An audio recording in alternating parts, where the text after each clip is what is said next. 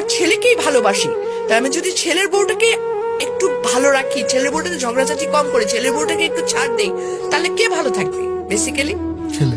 Yes, এই জিনিসটা মাদের মাথায় ঢুকাইতে হবে যে আমি আমার ছেলের বউকে আমার ছেলের হ্যাপিনেসের জন্য ছাড় দিব। সত্যিকার অর্থে যদি আমি বলবো, একটা ছেলের বিয়ে দেওয়ার পর সংসারটাকে হ্যাপি করার ক্ষেত্রে 80% ক্ষেত্রে একটা শাশুড়ির ভূমিকা অনেক, মানে ছেলের মা। ডেফিনেটলি কোনো জায়গায় ছেলে বউ খারাপ আছে, কিন্তু exceptional cannot be an example. বেশিরভাগ শাশুড়ি কিন্তু বেশি আমার দখলদারিত্ব মনোবৃত্তিতে চলে যান।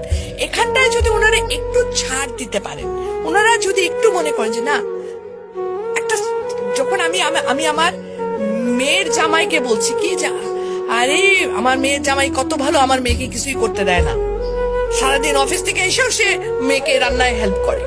আর ছেলের ব্যাপার হলে তখন আমরা বলতো কি ছেলের বউ একে সারাদিন ঘুমায় থেকে আমার পোলা আসে রান্না করে খাওয়ায়। একই মানুষ কিন্তু আমরা দু রকমের মনোবৃত্তিতে যাচ্ছি, তাই না? এই জায়গা থেকে আমাদের মেয়েদের বেরিয়ে আসতে হবে। আমরা মেয়ের জামাই আসলে পোলাও কোরমার অভাব রাখি না, আর যখন ছেলের বউ তার 1/4 তো আমরা দেই না, ছেলের বউকে বলি এত নেলস তো ভালো না, আমিও তো বলছিলাম আমি তো এত খাইতাম না। সিরিয়াসলি কিন্তু ইট হ্যাপেন্স। হ্যাঁ, কিন্তু মেয়ের জামার জন্য পোলাও কোরমা কোফতার যদি টাকা না থাকে আমি ঋণ করে নিয়ে এসো খাওয়াবো। রিজন